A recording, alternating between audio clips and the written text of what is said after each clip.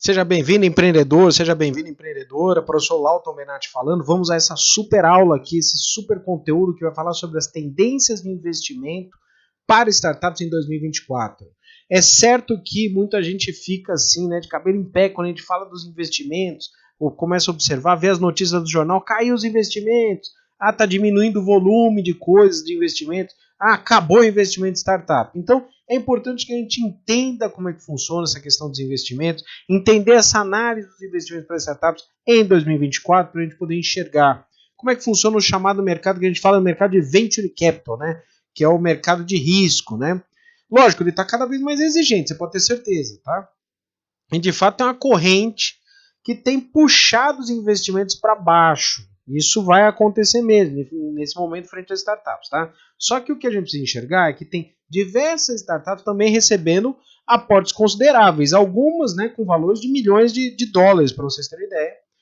Alguns até com valores menores, mas são, por exemplo, startups de impacto, startups com atuação local. Então, só para você ver, eu vou apresentar tudo isso para vocês, tá? Então, de forma geral, o investimento em tecnologia não parou, nem vai parar, tá? Porque, pelo contrário, né? Então, você pensar que não haverá investimento em startups, assim, é o mesmo que você acreditar que não vai acontecer mais investimento tecnológico, que a gente sabe que não é verdade.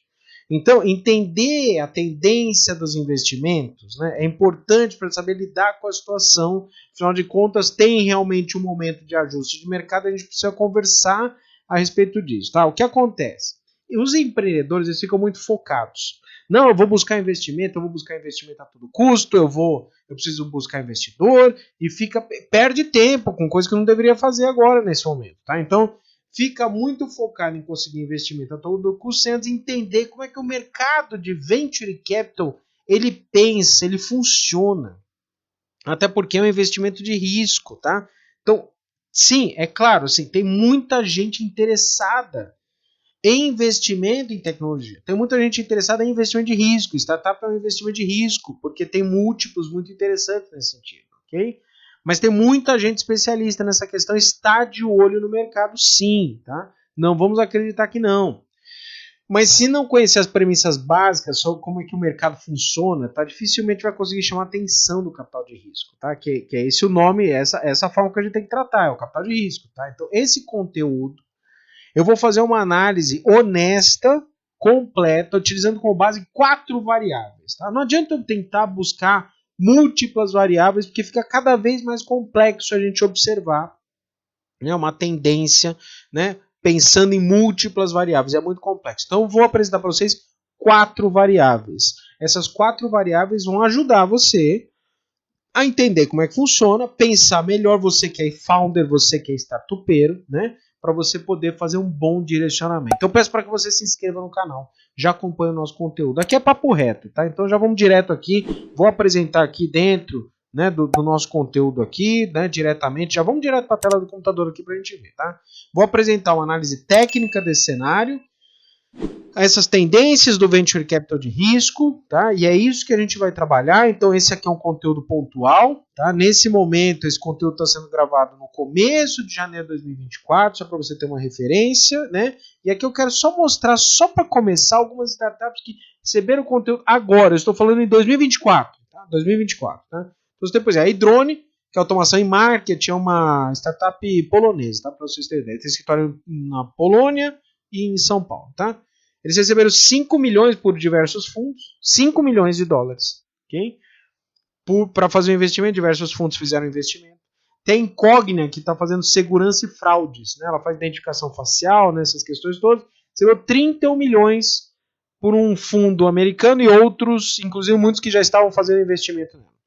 Tem a Carteira Amigo Express, que ela é uma startup de localização, ela faz logística em comunidades no Rio de Janeiro, tá? Ela recebeu 400 mil reais, é uma startup de impacto, tá? Pela Vai Fácil, ok? Então você vê, um valor, mesmo uma startup pequena, recebeu um valor aí considerável para fazer os investimentos. Tem a Thrive, produtos financeiros para o setor agro, recebeu 20 milhões de dólares pelo Banco do Brasil, tá? E outros investidores, tá? Inclusive muitos que já eram investidores dela, tá? Tem a Payhop Fintech, o valor não foi disponibilizado, só que foi pela TOTS. A primeira rodada foi feita pela Serasa, agora pela TOTS. A primeira rodada foi de 11 milhões e meio de reais, essa primeira valor não foi divulgado. Tá? E a Move também não foi divulgada, ela recebeu de mobilidade elétrica, também o valor não disponibilidade pela Copel Venture, sendo que a Copel Venture tem quase, pelo que foi observado lá, quase 180 milhões de reais, 150 ou 180 milhões de reais disponíveis para startup. Não vai alocar tudo nessa daqui, mas a gente está falando então de milhões de reais, tá? Okay? Então assim, aí você vai falando assim, mas o mercado de venture capital não está investindo. Não é isso que a gente está vendo. O que está acontecendo é que está sendo mais seletivo.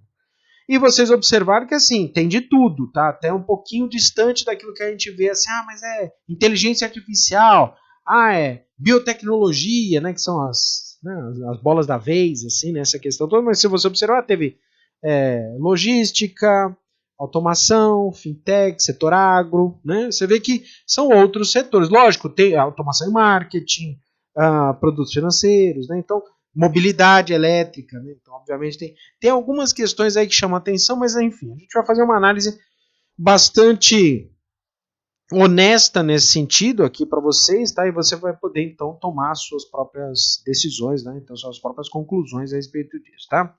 Portanto, saber o capital não sumiu, ele continua existindo. O que está acontecendo é que são mudanças no comportamento e na expectativa, tá, dos investidores. Isso sim, houve uma mudança, ok? Então, vamos lá, vamos apresentar aqui para vocês aqui as 4 variáveis que eu quero conversar com vocês, tá? Então, a primeira variável que eu quero apresentar para vocês aqui, a primeira variável é o volume de capital de risco que a gente tem aí dentro dessa questão. Então, o volume do Venture Capital, tá? Como é que está essa situação? Então, vamos lá, tem aqui números aqui que eu peguei aqui para vocês, só para que você saiba, ok? Então, tudo isso aqui é com base em dados, não estou tirando da minha cabeça, não é opinativo isso que eu estou falando, tá? Então isso tudo está sustentado no que está sendo aí comentado e tudo mais, né? Então, importante que você enxergue essa visão científica, tá? Só para você ter ideia, tem um termo, é importante que você conheça, chama dry powder. Dry powder é um termo que significa, na prática, o dinheiro que está disponível nos fundos de investimento para fazer um investimento, ok? Tem uma funcionalidade muito importante desse dry powder, eu não vou me concentrar na funcionalidade disso aqui, porque tem uma regra específica que ele tem que investir, depois fazer o aporte de investimento, depois desinvestir, tem uma regra para isso. Se você não entende como é que funciona isso, você não entende como é que funciona o mercado de venture capital, tá? Então, por hora, eu vou fazer um conteúdo específico só para isso. Mas nesse momento é importante que você entenda o que significa. Dry powder significa o valor que está disponível nos fundos de investimento. Então você tem aí. Porque não é um dinheiro assim, a pessoa vai lá e põe o dinheiro no startup. Funciona assim. Você tem um fundo de investimento, tem gente que tem recursos, está interessada em fazer investimento no capital de risco, e ele coloca assim, o valor nesses fundos então fazem a alocação desses recursos nas startups, ok? O dry powder, então, é esse valor que fica disponível para fazer o investimento. E diferente do que muita gente acredita, o capital não sumiu. Tá? Então, só para você ter ideia, só no mercado norte-americano, estou discussando dados reais, tá? Os fundos estão com mais de 270 bilhões, exatamente 271 bilhões de dólares parados. Okay? Parados. O que é isso? É dinheiro que está disponível para ser investido, mas ele não foi investido. Ou seja, é um dinheiro que é para ser investido, mas ele não foi investido. Ou seja, se você me perguntar, professor Lauton, acabou o dinheiro? O que você acha? Lógico que não, o dinheiro está parado. Ele está parado. Ou seja, ele é obrigatoriamente para ser investido nas startups. Não é assim um pedaço do fundo que vai para renda fixa. Não. Esse é o valor que precisa ser investido nas startups. Ele está parado. Ele está incorretamente, se a gente for colocar dessa forma, por enquanto. Depois eu vou aprofundar isso no momento oportuno. Tá? Mas ele deveria estar sendo investido nas startups. Não está, ele está parado.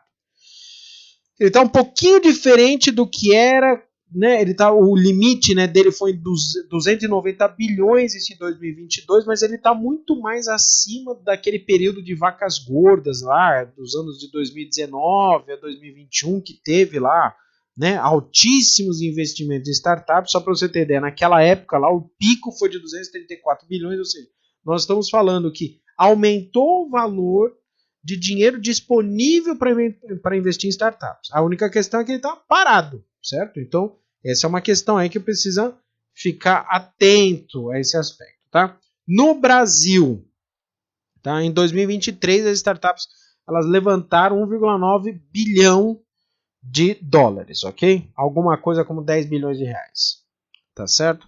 Foi uma queda de 57%, quase 57% em relação a 2022.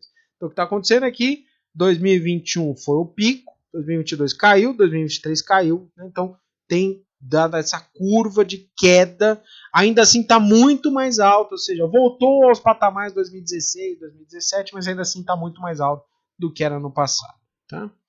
Então, o que é importante a gente entender é que, primeiro, pensando no capital, né, no volume de capital de risco, não deixou de existir. Okay? Não deixou. Ele continua existindo.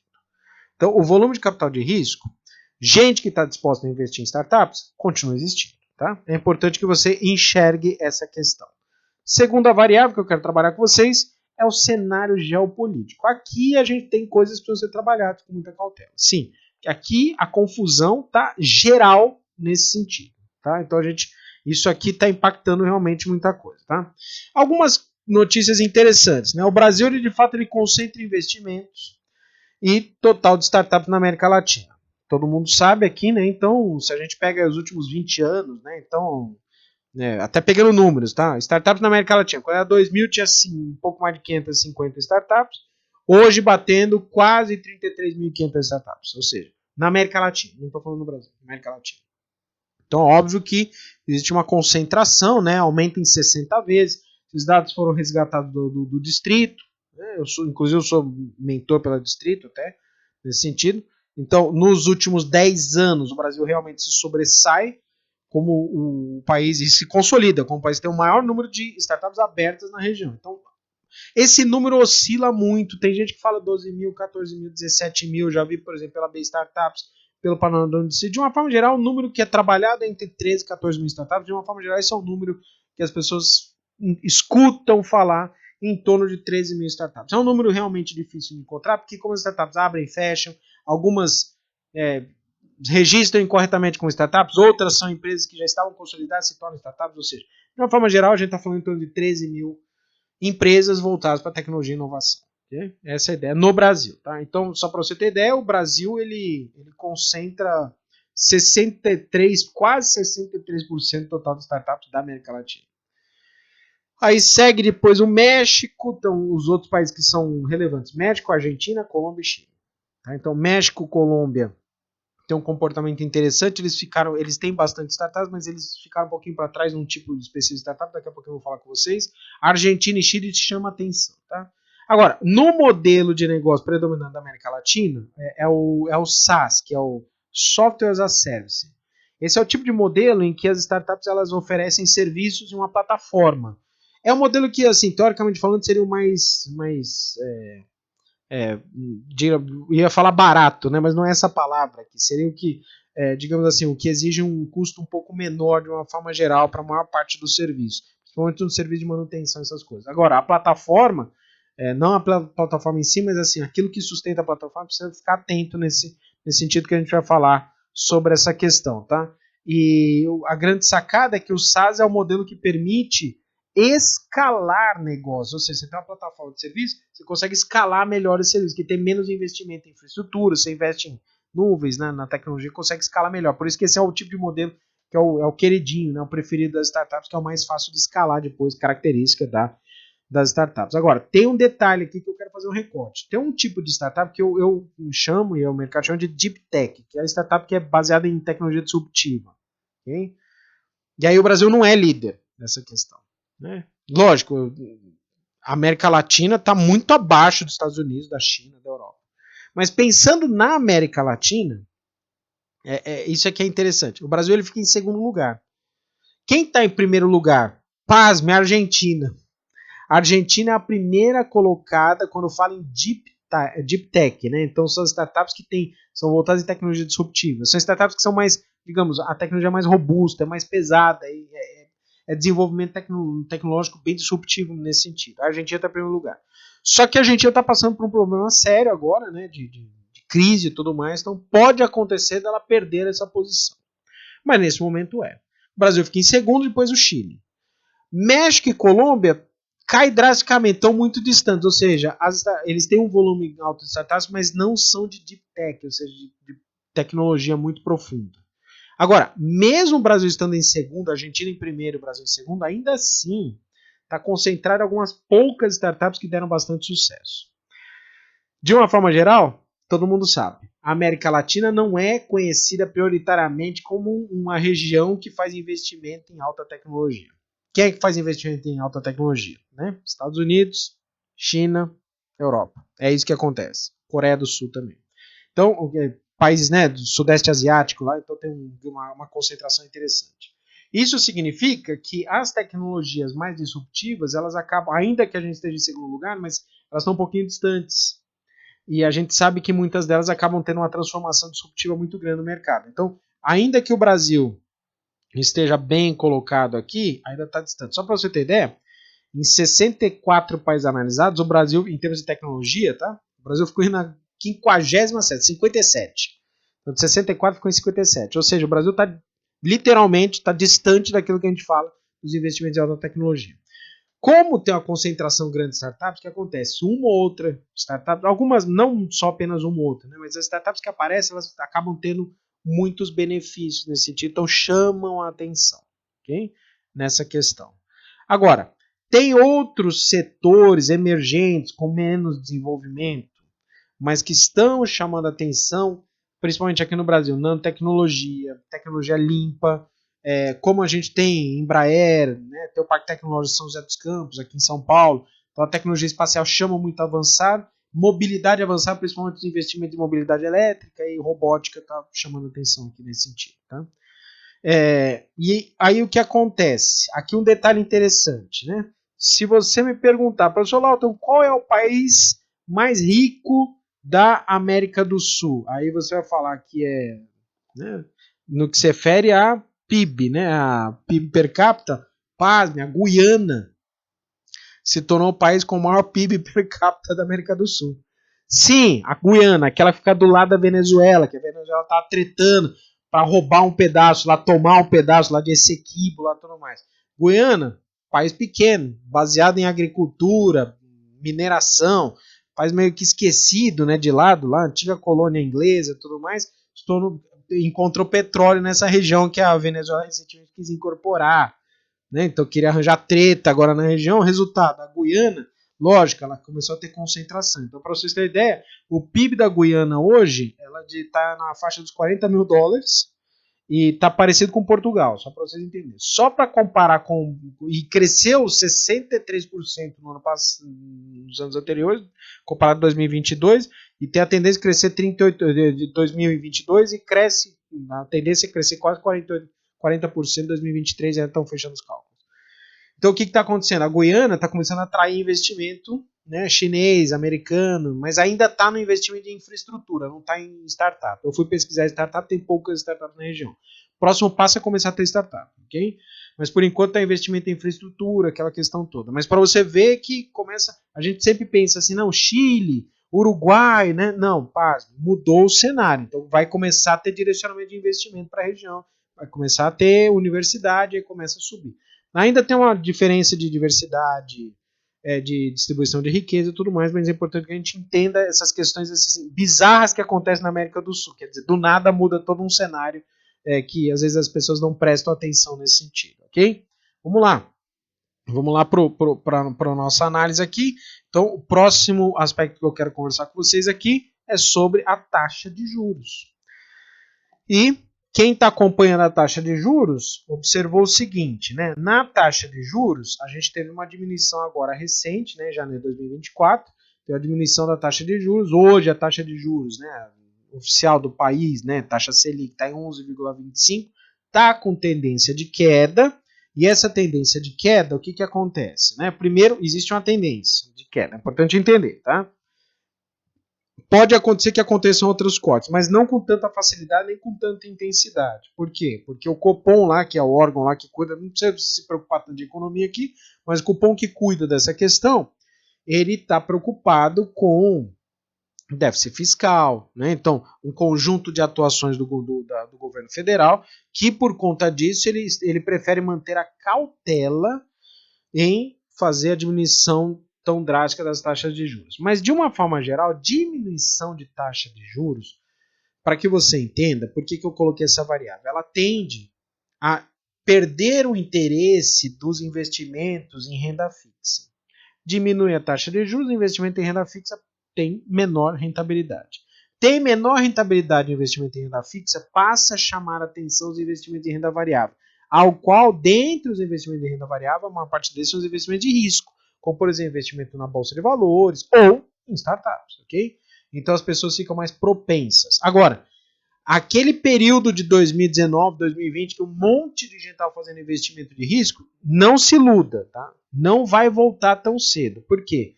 Porque os investidores, eles acabam sendo levados, é um comportamento de massa, eles vão sendo influenciados para isso, tá?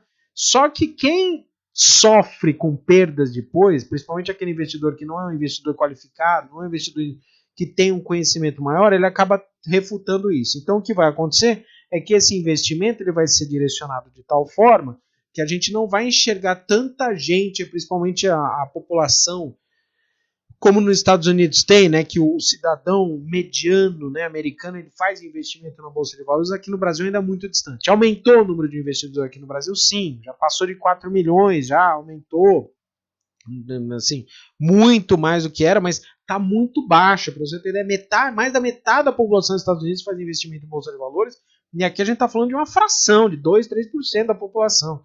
Eu não tenho o número exato de investidores da Bolsa, mas é muito mais baixo. Ainda que tenha aumentado o volume de investidores, pessoas físicas, tá, na Bolsa de Valores. O que isso significa nesse sentido? Tá? Bom, o investimento em renda fixa perde um pouquinho a atratividade, o investimento em renda variável chama mais atenção. Nesse momento, o impacto maior vai ser para os investidores institucionais qualificados. Para as pessoas físicas, ainda está um pouquinho distante, tanto pela falta de costume, né, do cidadão médio brasileiro investir em bolsa de valores, em capital de risco, quanto, né, do conhecimento de startups nessa questão. Mas o investimento em renda variável vai chamar cada vez mais atenção à medida que diminua os valores, né, investidos, né, nesse sentido. Tá? Valores não, a taxa de juros, ok? E por fim, a última variável que eu quero apresentar para vocês é a variável das expectativas do Venture Capital, tá? Que é que o Venture Capital está esperando com os investimentos atuais, né? O que ele espera, né? Qual que é a expectativa, né, nesse sentido, tá? Então aqui, só para a gente entender essa questão, a maior parte dos investimentos acontece, então só para a gente fazer um mapeamento, segundo o Distrito, tá? Então que essa plataforma, eu até estou como mentor nela, ela concentra informações sobre o mercado, né?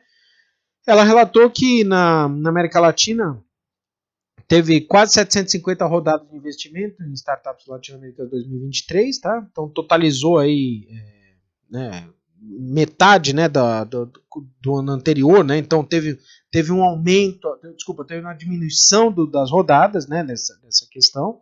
Então aconteceu uma diminuição das rodadas, né? Na América Latina rodou 3,1 bilhões de dólares, tá? Sendo que você vê 1,9 bilhão foi no Brasil, só para vocês entenderem, tá? Ainda que tenha caído os investimentos, tá?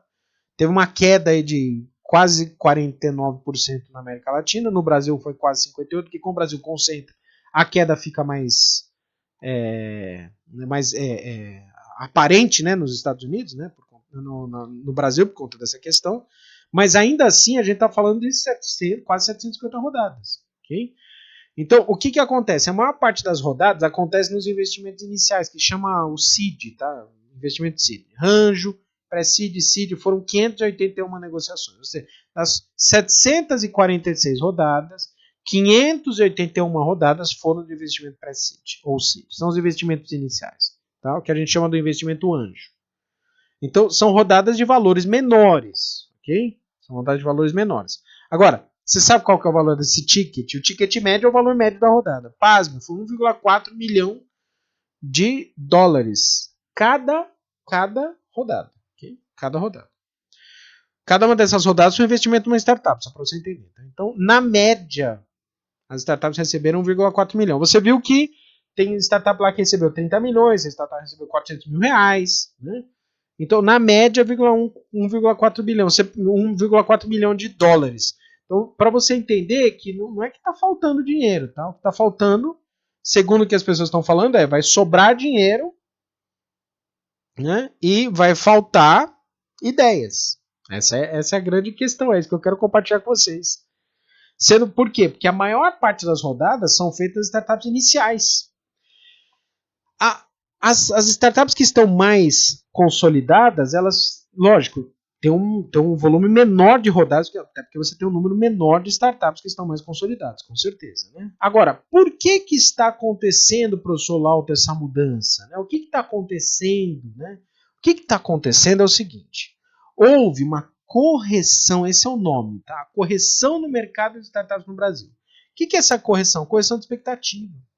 As pessoas estavam, né, colocando os valuations lá no talo, né, fazendo uma expectativa muito grande, múltiplos muito, né, bizarros, quando há uma correção natural do mercado, ou seja, muito dinheiro sendo investido, começou a aparecer startup tudo quanto é lado, recebendo valores, as startups quebraram, e aí as pessoas falam, espera aí, vamos segurar um pouco essa questão. Então houve uma correção natural, é curva de oscilação. Então você que conhece o mercado financeiro sabe o que eu estou falando. Se você não conhece o mercado financeiro, fique tranquilo. Importante que você entenda que acontece, então, sempre naturalmente essa oscilação do mercado. Ele não é nunca, né, flat, assim, né, parado. Okay? Então aconteceu uma simples correção. O que está acontecendo também é que quem está fazendo investimento geralmente está fazendo o que o pessoal chama de inside rounds. Esse é um termo. Que significa eu estou fazendo investimento, eu vou fazer investimento em quem eu já investi. Não, mas como assim, professor? Eu confio em quem eu já investi, então eu vou investir no caminho mais seguro, vou investir naquela empresa ao qual eu já fiz investimento. Então o que acontece? A empresa fez investimento numa rodada, ela faz investimento na segunda rodada, numa terceira rodada, ela faz investimento nas mesmas empresas que ela já tinha investido antes. Por quê? Porque é um caminho que o relacionamento, a aproximação gera mais confiabilidade, gera mais equilíbrio, gera mais confiança nas relações. Então, principalmente nos investimentos mais avançados, né, da série B, série C, ou seja, os investimentos maiores, que só para vocês entenderem, tá? Eu tinha falado que os investimentos iniciais têm um valor médio de 1,4 milhão de dólares.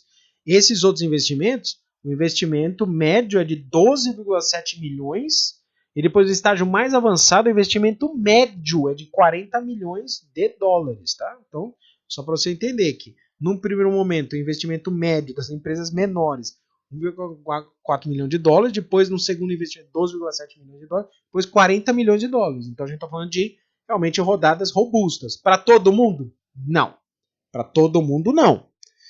Professor Lauto, isso significa que eu não consigo receber lá meus 500 mil reais? Consegue, eu citei para vocês uma empresa que recebeu de impacto, tá? Ou seja, uma empresa que tem uma atuação de impacto, né? Ou seja, aquela empresa que além de ganhar dinheiro, ela também tem um impacto socioambiental, nessa questão toda, recebeu 400 mil.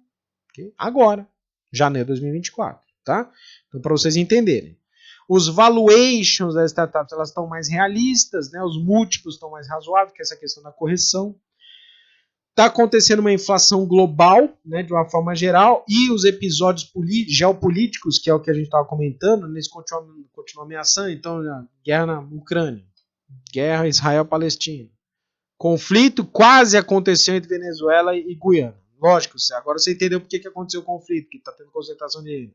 Né? Você tem o conflito lá, China e Estados Unidos por conta de Taiwan, ou seja, tem um monte de situações aí que podem acontecer, conflitos aí geopolíticos, alguns estão acontecendo nesse momento, outros estão esbarrando, batendo na trave, os conflitos geopolíticos estão batendo a porta. Falando em Estados Unidos e China, está acontecendo cada vez mais, né, a disputa tecnológica, e a China está ganhando essa disputa, só para vocês entenderem, tá? Ela está realmente tendo um predomínio no desenvolvimento tecnológico, que a coisa está feia para os Estados Unidos nesse momento, fica difícil, né? Não só investimento da tecnologia na China, mas também o impacto dela e quanto que ela dá de influência no aspecto geopolítico global mesmo, né? Da questão de padrões de tecnologia no mundo, essa questão toda. A China está cada vez mais impondo padrões tecnológicos, ou seja, vai ter gente que vai precisar realmente comprar a tecnologia da China nessa questão, certo?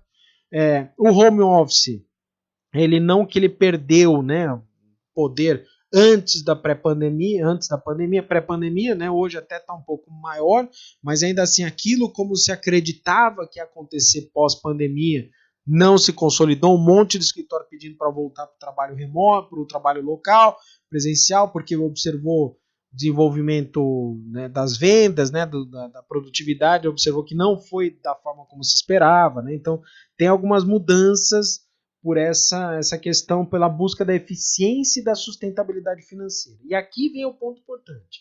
Startup que trabalha com eficiência e sustentabilidade financeira é startup que está chamando a atenção do Venture Capital. É o tipo de startup que o Venture Capital quer, de fato, fazer um investimento. Então, você que é um founder, um fundador, é interessante você trabalhar dentro dessa premissa de eficiência e sustentabilidade financeira. Isso está focado em vendas nesse sentido. E aqui tem um ponto importante. A diversidade está fazendo um papel importante no processo de escolha para o investimento. Seja com fundadores, né, então founders de minorias étnicas, raciais, ou na atuação da startup, né, dos mercados, ou na própria condução do negócio, né, como impacto. Então, a questão da ESG, da diversidade, da sustentabilidade, abrindo outros grandes mercados. Tem alguns mercados que chamam a atenção, a inteligência artificial é a bola da vez, blockchain chama atenção por conta da questão da segurança das informações, robótica e a economia circular, ao qual, se a gente fizer vários desdobramentos, quando a gente pensa em economia circular, por exemplo, locação de equipamentos, reutilização, Uber, né? Então essa questão toda de você, né, utilizar Airbnb, então são economias circulares.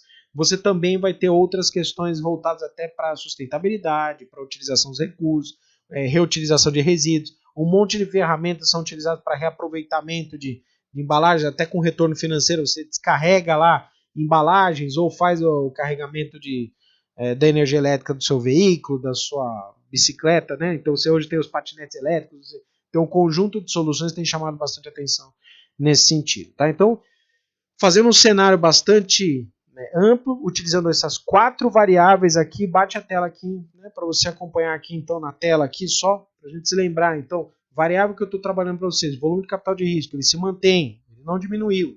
Cenário geopolítico, está confuso hoje, tá? Muitos conflitos, os Estados Unidos ainda, né, perdendo certa hegemonia tecnológica, a China ganhando mais hegemonia, conflitos armados no Brasil, no mundo todo, Brasil tendo enfrentamento agora, né, da sua predominância também como uma potência local, assim, perde um pouquinho essa questão, ainda tem uma influência muito grande, mas por conta sem entrar na questão política, mas ele, pelo aspecto técnico mesmo, ele está deixando um pouquinho pela questão tecnológica, ainda assim é muito grande, tem uma concentração maior de investimentos, taxas de juros caindo, então, no final das contas, o investimento em renda fixa perde um pouquinho a atratividade, o investimento em renda variável, que envolve investimento de risco, chama mais atenção, mas provavelmente o investimento de pessoas físicas normais brasileiras ainda está muito distante da realidade, e a expectativa do venture capital, né, dos fundos de investimento, é reinvestir em empresas que eles já fizeram investimento, buscar empresas que tenham maior diversidade e principalmente, né, entender aí quais são os cenários, os setores que chamam mais atenção, né, no mercado de uma forma geral, ok? Gostou do conteúdo? Você vê super simples, super resumido, trabalhando com 4 variáveis, não adianta a gente trabalhar mais do que isso, tá? Então, se você perguntar, tá, professor Lauter, qual que é a sua opinião sobre isso? Eu falo, bom, mercado 2024 ainda vai segurar, essa é uma aposta, a aposta é errado, certo? Mas a minha aposta é, o mercado de venture capital ainda vai segurar um pouquinho as rédeas, vai selecionar bem quem são as startups, você vai continuar vendo no jornal investimentos de 30 milhões, de 20 milhões, você viu que o investimento, o ticket médio é esse, mas as startups vão ter que buscar espaço. Você que é uma startup nova, que está entrando no mercado, sabe qual é uma boa solução para você chamar a atenção dos investimentos? Anota aí, diversidade. Isso vai chamar atenção. Aqui não entre pelo discurso da defesa de bandeiras, ok? Não é isso que eu quero dizer para você. Se você tiver uma equipe com diversidade, homens, mulheres, pessoas com mais idade, menos idade, questões éticas, voltado para o aspecto, inclusive, de técnico, certo? Você buscar, não é isso que eu quero colocar. Não estou defendendo bandeiras, eu não gosto de defender bandeiras nesse sentido. E defender bandeira, eu estou defendendo às vezes uma pessoa que não tenha tanta competência, simples assim, tá? Você acredita nisso, eu acredito na defesa da competência. Mas se você conseguir trabalhar a diversidade junto à competência, está chamando a atenção do Venture Capital esse ponto. Então você, como uma pequena startup, pode ter um bom caminho interessante nesse sentido, ok? Acompanhe o conteúdo, porque a gente vai falar depois sobre editais de fomento, tem algumas outras coisas interessantes, modelos diferentes de captação de recursos, né? Além do investimento tradicional, como se conhece, do Venture Capital, tem outras formas de trabalhar. Né? Gostou desse conteúdo? Legal, direcionado?